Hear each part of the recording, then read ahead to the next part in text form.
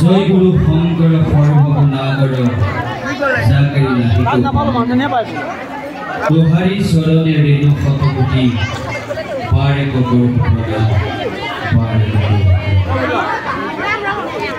মুকুম করতি বাসরঙ্গ অঙ্গুলং ধৃতিগিরি ইয়ৎ কৃপা তমহং বন্দে পরমানন্দ মাধব পরমানন্দ মাধব। আজি পবিত্র ক্ষেত্র উপস্থিত মধুজনগুরু একান্ত সেৱক বান্ধৱসকল ভাই-মাতৃসকল মোৰ লগৰ বন্ধু বান্ধৱ যুৱক যুৱতীসকল আৰু মোৰ অতি শ্ৰদ্ধাৰ শিশু বন্ধুসকল আৰু আজি ভাওনাৰ যি কৰ্মশালা হৈছিলে এই কৰ্মশালাৰ প্ৰত্যেকজন উদ্যোক্তা পৰিচালক গায়ন বায়ন এই গাঁৱৰ প্ৰত্যেকজন ব্যক্তিলৈ এই অসমৰ তৰফৰ পৰা জনাইছোঁ সাংস্কৃতিক অভিনন্দন আৰু সশ্ৰদ্ধৰ প্ৰণাম। আজি এটা ডাঙৰ দায়িত্ব দিলে, যিটো দায়িত্ব দিলে সেই দায়িত্ববোৰ পালন কৰা মই যোগ্য নহয়। এইখন পঢ়াশালীৰ মই প্ৰথমান শ্ৰেণীৰ ছাত্ৰ, গতিকে প্ৰথমান শ্ৰেণীৰ ছাত্ৰ হৈ এই ক্ষেত্ৰখনৰ কথা মই ক'বলৈ আহিছোঁ। মই নিজে কিবা মূৰ্খ নিচিনা লাগিছে। যি কি নহওক, প্ৰথম কথা হ'ল ভাওনা এখন এজন ব্যক্তিয়ে উদ্বোধন নকৰে, গায়নে বায়নে উদ্বোধন কৰে। তথাপিতো আমাক মাতিছে, আমাৰ শিশু কালৰ পৰা এই সংস্কৃতিৰ লগত জড়িত হৈ আমাৰ যি অভিজ্ঞতা তাৰ পৰা আমি ২-৪টা কথা কম। অজানিতে ৰৈ যোৱা ভুল ত্ৰুটিব আপোনালোকে নিজৰ সন্তান বুলি মাৰ্জনা কৰিব। কথা হ'ল ভাওনা। আপোনালোকে খুব হেঁপাহে ৰৈ আছে ভাওনা চাবলৈ। চাব ইয়াতে ভাওনা কিয় পাতিবলগীয়া হ'ল, কিয় ভাওনা সৃষ্টি হ'ল, তাৰে দুটামান কথা মই নজনাই ক'ম। আৰু মোৰ অতি শ্ৰদ্ধাৰ গুৰুত্ব ইয়াতে শাস্ত্ৰ ভাগত জনা যথেষ্ট ব্যক্তি আছে। কাইলৈ এই কথাখিনি মোৰ হৈ যাব ভুল মই আপোনালোকে মোক শুধাই দিব লাগিব, কাৰণ সেইটো আপোনালোকৰ দায়িত্ব।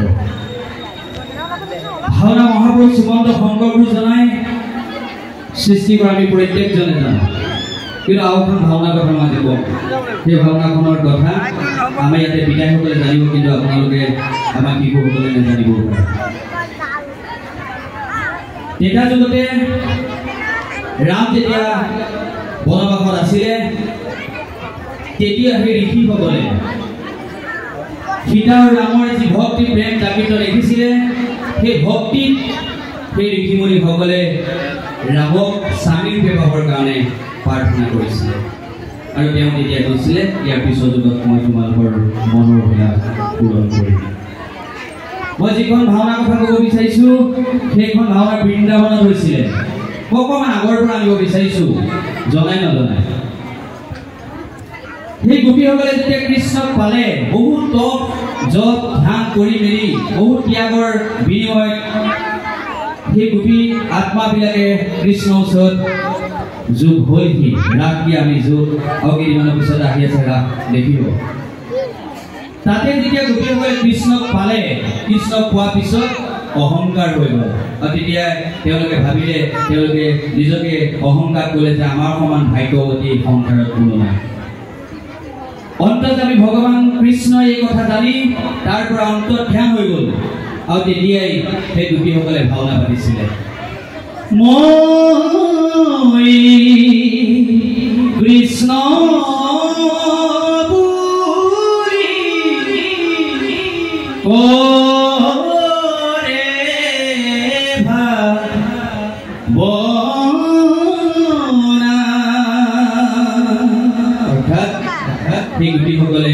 কৃষ্ণ লীলা কৰিছিলে।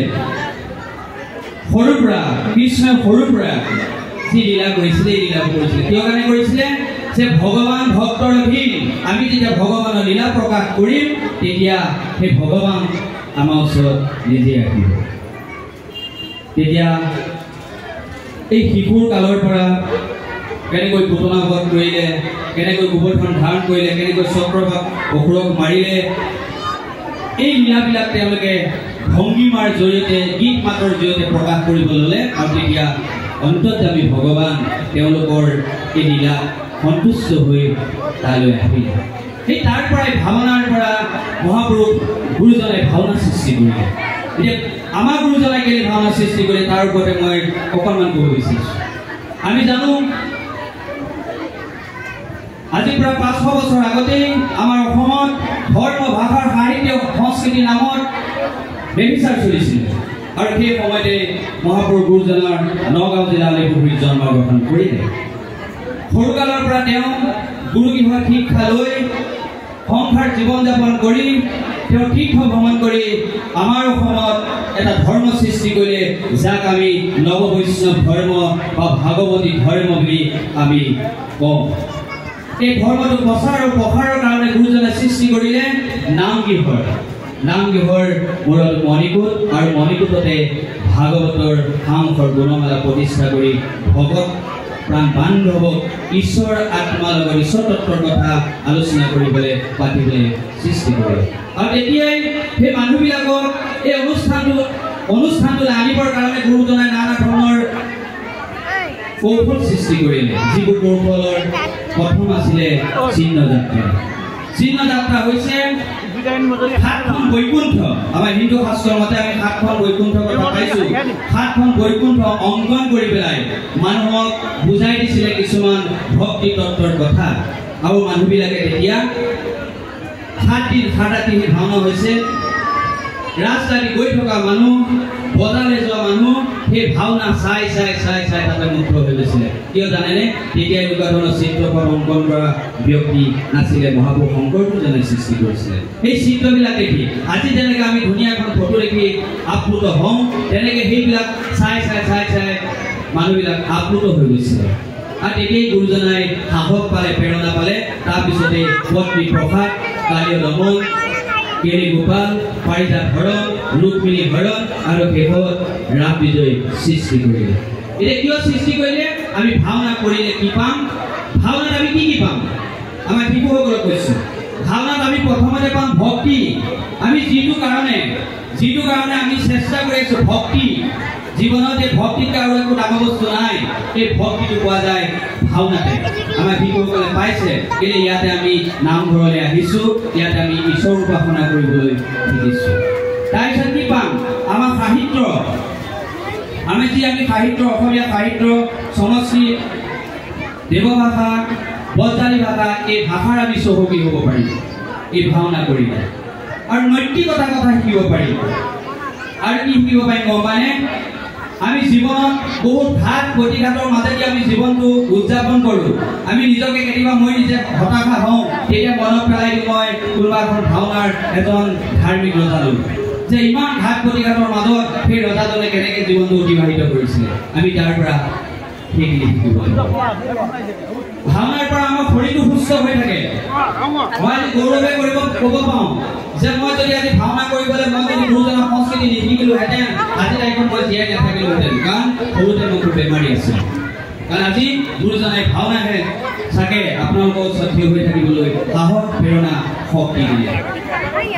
শক্তি পাওঁ ভাওনাৰ পৰা, শক্তি পাব, ভক্তি পাব, এইখিনি আমি ভাওনাৰ পৰা পাম।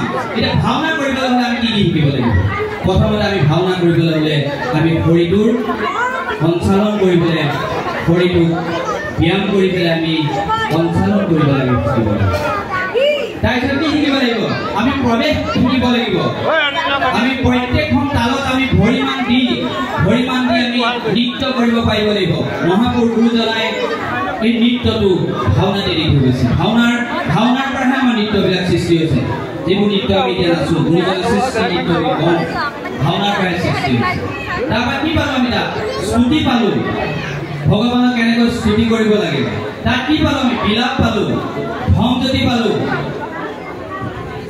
ৰূপকতাল পালোঁ, তাত মুক্তাৱলী পালোঁ। এনেকুৱা ধৰণৰ সুন্দৰ সম্ভাৰ যি নেকি পৃথিৱীত বিৰল আমাৰ ভাওনাত আছে। এতিয়া কথা হ'ল, ভাওনা এখন কৰিবলৈ যাওঁতে আমাক আৰু লাগিব গায়ন বায়ন। গায়নে বায়নে সভা জয় কৰে, শুদ্ধ নাট্যগণে ৰসিক মন কৰে।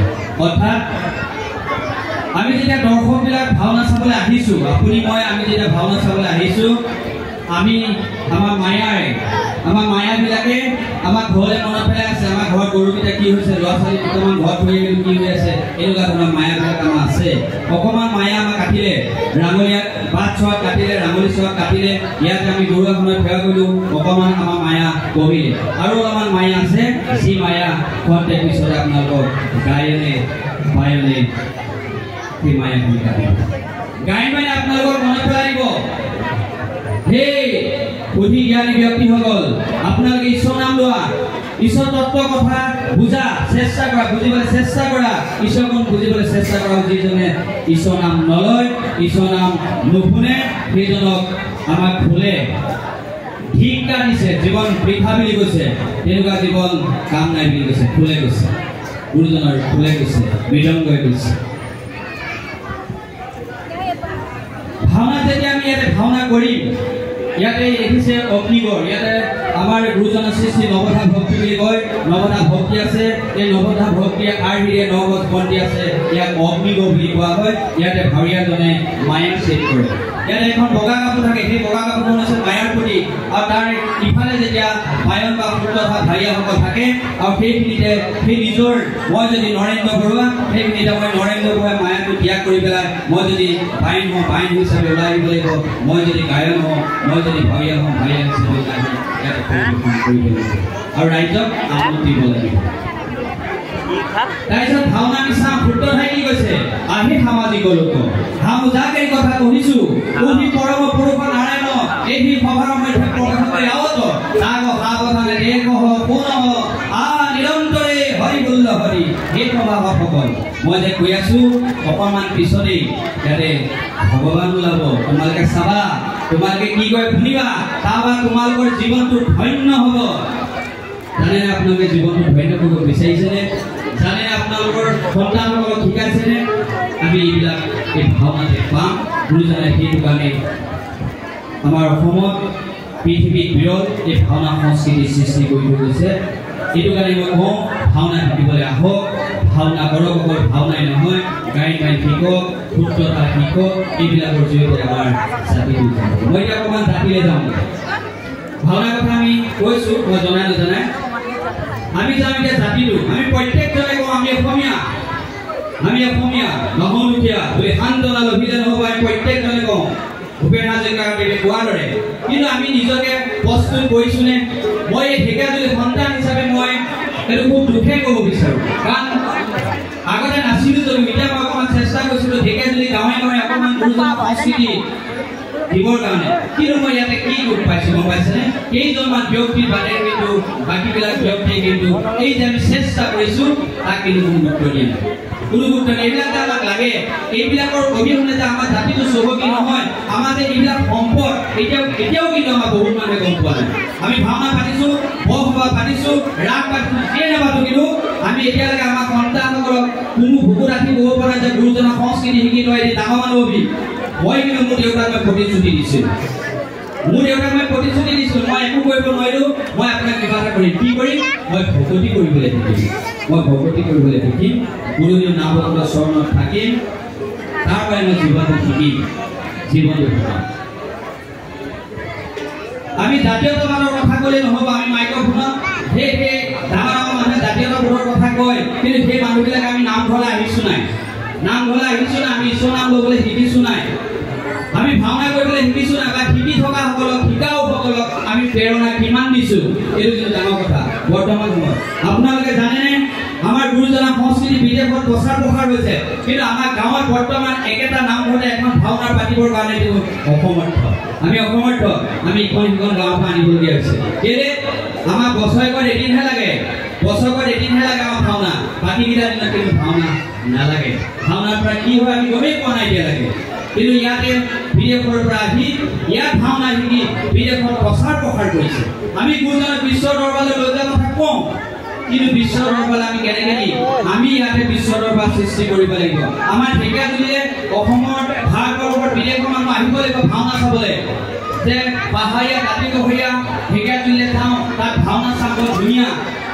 কিন্তু এটা কথা মই গৌৰৱে ক'ব পাওঁ আমাৰ ইয়াত যেতিয়া আলহীবোৰ আহে আমাৰ ইয়াত যি মৰম সেইটো কিন্তু মই গৌৰৱে ক'ব পাওঁ আমাৰ ইয়াত যিটো মৰম সেইটো কিন্তু বৰ বিৰল আমাৰ ঢেকীয়াজুলি বা কিবা লখিমপুৰ বাসীৰ যি মৰম সেই মৰম কিন্তু বৰ বিৰল এইটোলৈ কিন্তু মই অসমৰ এনে জেগা মই গৌৰৱ কৰোঁ মই শেষত এইটো কথাই কওঁ আমাৰ গুৰুজনা সংস্কৃতি আমাৰ ইয়াতে আমাৰ অকমানি আছে আমাৰ এজন ইয়াতে বয়স হৈ গ'ল আগতো ইয়াতে বহুত আছে আমি যোৱাবাৰ বিষয়সকলক লৈ ভাওনা কৰিছোঁ ইয়াত আমি বহুকেইখন সৰু সৰু ভাওনা লৈ কৰিছোঁ আপোনালোকে জানে ইয়াতে আমি গোটেই গাঁওবিলাকক লৈ গাইডলাইন সৃষ্টি কৰিছোঁ কিন্তু আমি শিকাবহে পাৰিম এইখিনিক ৰক্ষা কৰা দায়িত্ব কিন্তু আপোনালোকে নিজে ওলাই আহক মোৰ ল'ৰাটো শিকা নাই কিন্তু ওচৰৰ ল'ৰাটোক আপোনালোকে প্ৰেৰণা দিয়ক মই এইখন ঢেকীয়াজুলিত এনেকুৱা মানুহ লগ পালোঁ এনেকুৱা শিক্ষিত মানুহ লগ পালোঁ মই বেলেগৰ কথা নকওঁৱেই আমাৰ ঢেকীয়াজুলিত যে এইবিলাক শিকি কি কৰিব আমুকৰ ল'ৰাতে ভিন্ন কৰিবহে জানে চব আমি কিমান তললৈ গৈছোঁ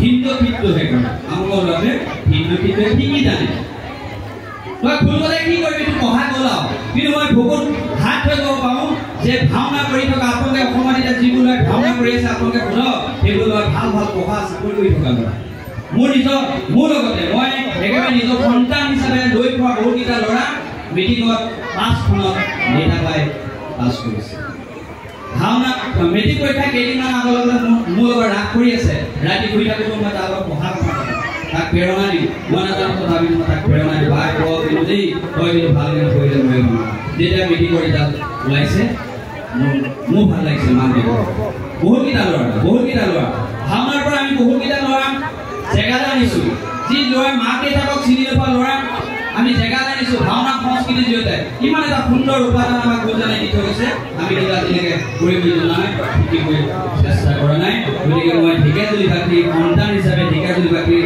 ৰাইজক কওঁ আপোনালোকে অকল এবছৰত এই দিনটোৰ কথাই নাভাবিব যে আমি প্ৰত্যেক দিনাই যদি অকণমান চৰ্চা কৰিব পাৰোঁ ইয়াৰ পৰা কিন্তু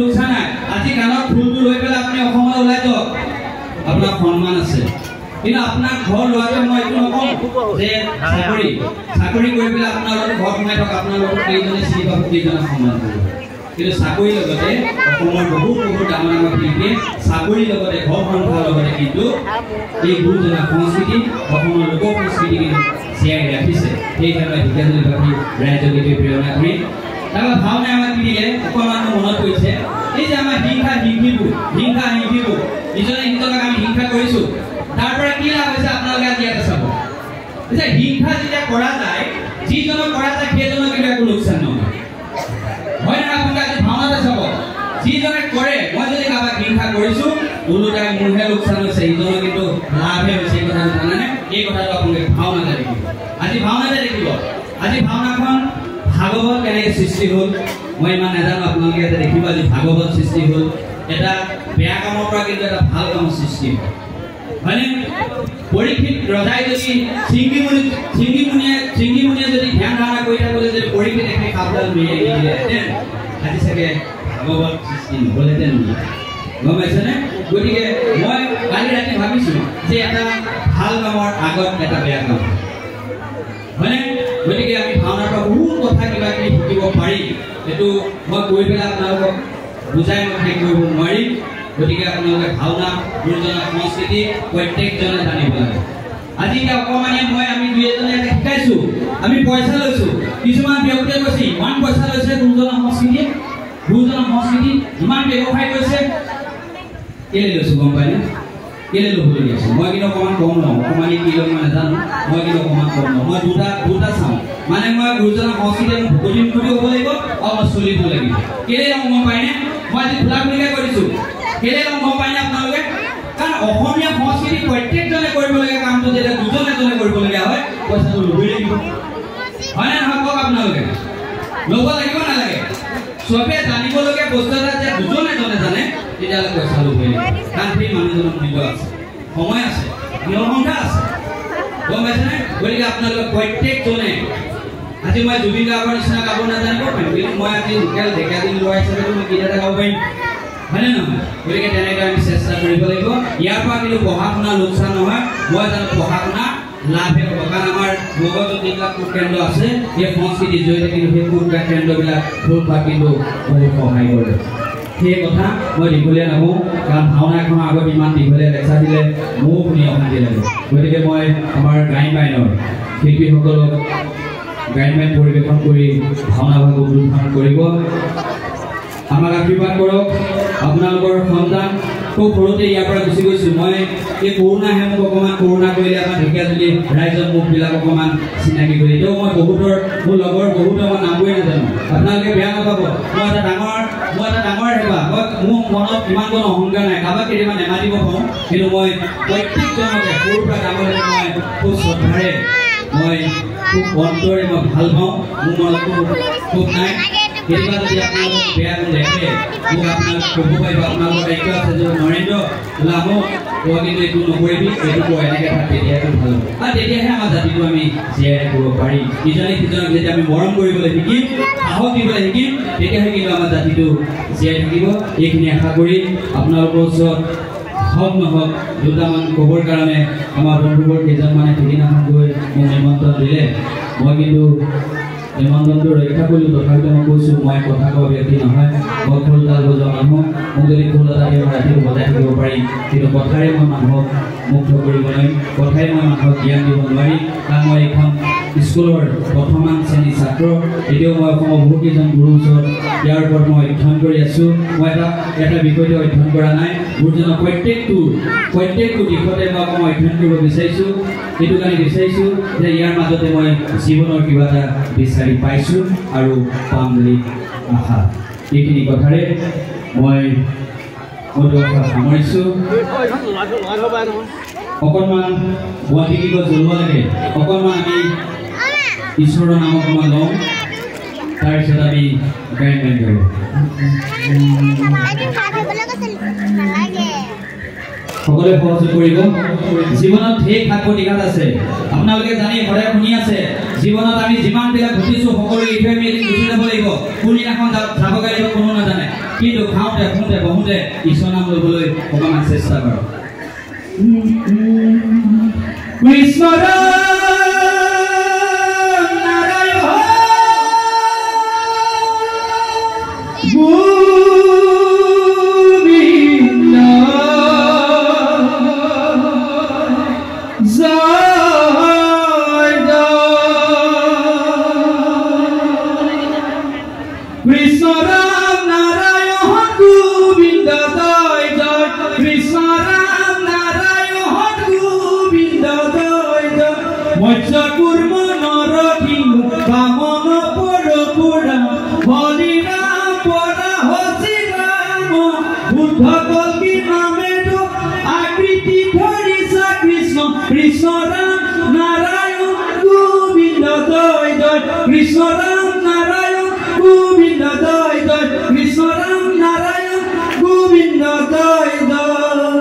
গোবিন্দ মহাপুৰুষে সকলোকে ভালে কুশলে ৰাখক মোৰ দুজনা গুৰুৱে সকলোকে আশীৰ্বাদ প্ৰদান কৰক সকলোৱে মংগল হওক জয়টো অসমীয়া জাতি জয়টো অসমীয়া ভাওনা সংস্কৃতি ধন্যবাদ।